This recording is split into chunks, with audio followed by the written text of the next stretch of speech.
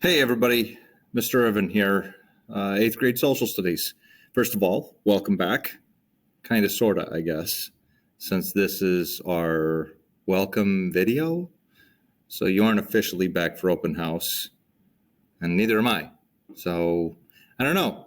We'll see how the year goes. Anyway, we've been asked to put together a little video, kind of going through maybe some of your questions that you might have ahead of time, maybe get rid of some of those jitters that you guys have.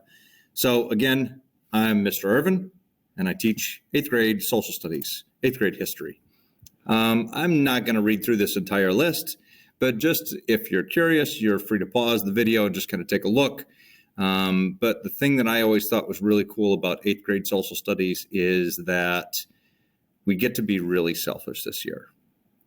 We're going to talk about the United States of America almost exclusively. We will talk a little bit about the French Revolution, just so that we can compare it to the American Revolution. But other than that, it's all USA.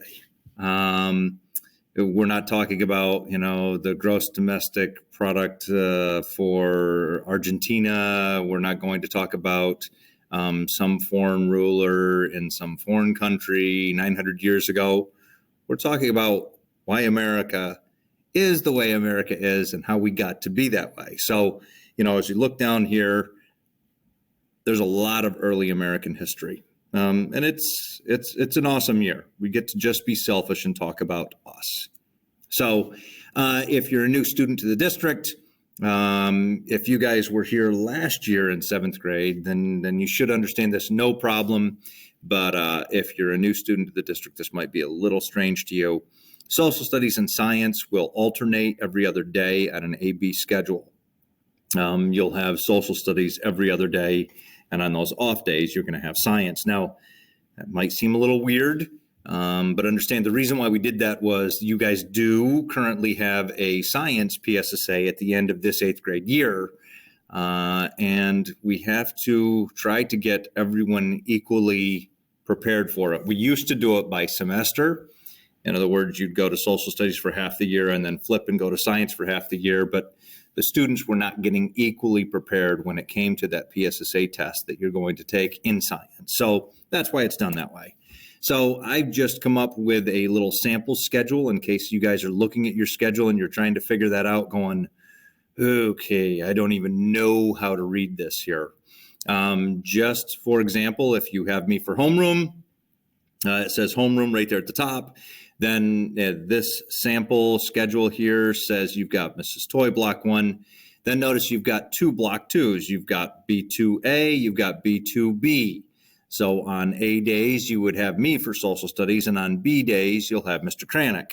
Just to kind of highlight that for you, I blew up the schedule a little bit more. Once again, when you're looking at the schedule and you're trying to figure out how that works, on A days, you'd have me for social studies, and on B days, you'd have Mr. Kranick for science, or, if you happen to come across this video, I suppose, and are on the other team, you would have Mr. Hannon. But look, down here below, once again, in case you're trying to read this as well, this will tell you what you're going to have when you're reading your schedule the first half. So the very first day of school, this particular student, quarter 1, A day, so that means first half of the marking period. It's a little bit different now, not A day, B day.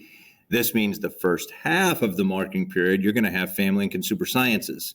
22 and a half days through, you guys who've done this, you know this, but these new guys coming in here are probably going, what?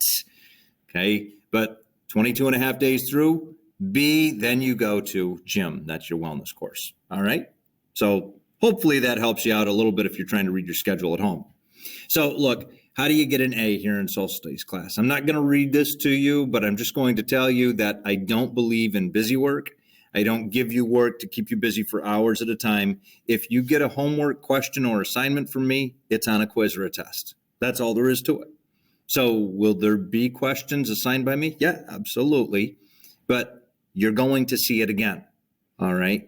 All of my quizzes and tests come from the homework. So if you've practiced the homework, you've seen all your tests and quiz questions. Okay. So just breaking down scores, some of you guys like to know this stuff. Homework is worth 20% here. Quiz is 35%. Tests and projects, 45%. I think that's pretty much in line with what everybody else is doing. If you're wondering how the year is calculated, and again, this isn't a video, I'm flying through it because if you wanted to come back and look at it again, you can. But each quarter is worth 22.25% in your final exam, which is cumulative. If you don't know what that means, it means from September 7th all the way to the end of the year. So it's everything we've done this year. And that will be worth 11%. Look, I'm just going to throw this out here just so you guys are aware. All right. Again, you can pause this. You're free to. But I use a lot of resources in my class to try to help you out. Okay. I'm a dad. I got 2 kids. And I know how hard it is to get them to sit and study with their schedules. They're both involved in stuff after school. It's really hard. So I tried to make up resources to help you guys out. So there's a Weebly, that's my website. I'll give all of this information to you guys when we get in the class. I should also be able to attach a document to this video. I'm saying that kind of like I hope that I can. I have my own YouTube site. StudyStack, if you've ever heard of it, if you've ever used anything from it, StudyStack is a website where it's like flashcards, and I've pre-made all of the material for you. And then Gimkit, if you've ever had a chance to play Gimkit. I really enjoy Gimkit. I call it Kahoot on steroids, but it's a way for us to all practice here in the room. And I think it's a little more fun. It's a little more competitive. It's a little something different. So those are things that we'll be using here in this classroom. So if I'm just putting this here in case parents are watching as well, if you're a parent and you have questions for me, understand there is my email address. Again, it's in video format here, so you guys can pause it, go write it down. The work phone, of course, if you call the school, my extension is 4305. I will get back to you. Okay? Look, ultimately, all that I'm going to say to you guys is I really, really enjoy what I'm teaching right now. American history, 15 years ago would not have been my thing, but I really, really have come to love the content, to understand the content a little bit better, and hopefully will relate that to you as the year goes by. So, look, ultimately, a little video that I put together that is on my YouTube channel. I'm just going to end it here this way. Just a little. I always get somebody saying to me, like, why do we have to study history? Why is it important? And I think my answer is this. Maybe you're good in math. And maybe someday you'll take a job that requires strong math skills. Maybe you're good in English. And maybe someday you'll be publishing articles and running a blog and maybe even working for a newspaper. Maybe you're a strong science student, okay? And someday you'll be a biologist or finding the cure for cancer. All of those things are great. I don't mean to discredit any of them, but regardless of whether you're a biologist or a publisher or whether you're crunching numbers, you're an American. And as I look at our country, there's a lot of hurt right now in this country. We're going to talk about a lot of stuff this year, and history is not always pretty. It's sometimes difficult to watch, listen, read, and actually hear the truth. But that's what we have to do. We have to talk about our history, and we have to understand it if we're ever going to make things better. So, why study history?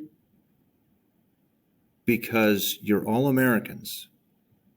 You need to understand your own history so that you can go into that ballot booth someday and make an educated decision about the leaders for this country. Okay?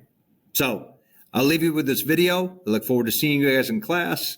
I hope to attach a document here, like a welcome back letter, so that you guys can have that resource if you want it. But otherwise, we'll see you real soon, guys.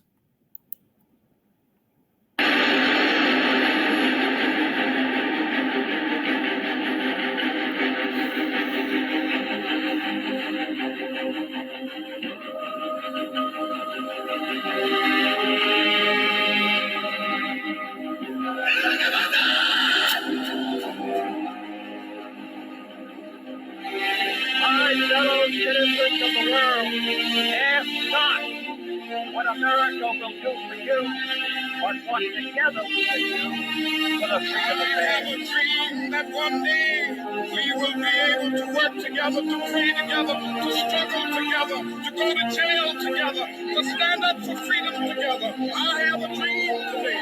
Yesterday, December 7th, 1941, a date which will live in infamy.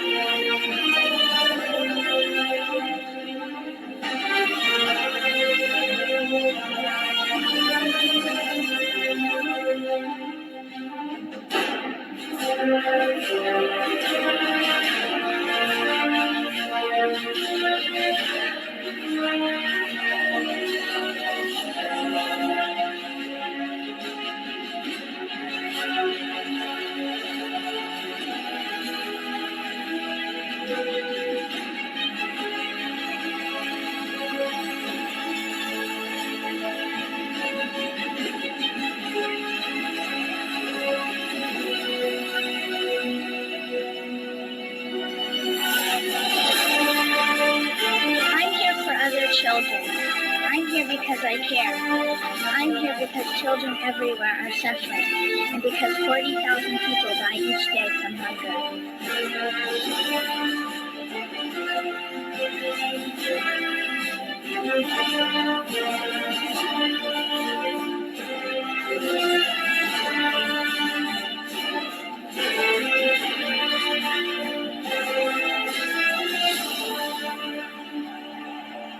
If there is anyone out there who still doubts that America is a place where all things are possible, who still wonders if the dream of our founders is alive in our time, who still questions the power of our democracy, tonight is your answer.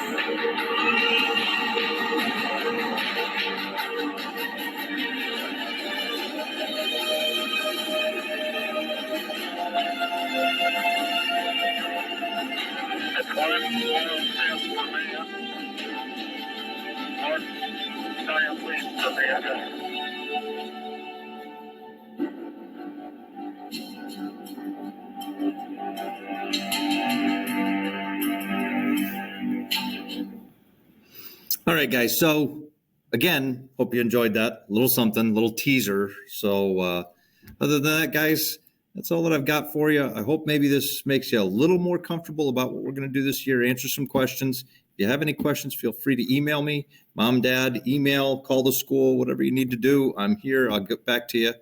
Other than that, guys, we'll see you on the 7th. Hopefully all things go well, right? All right. Take care.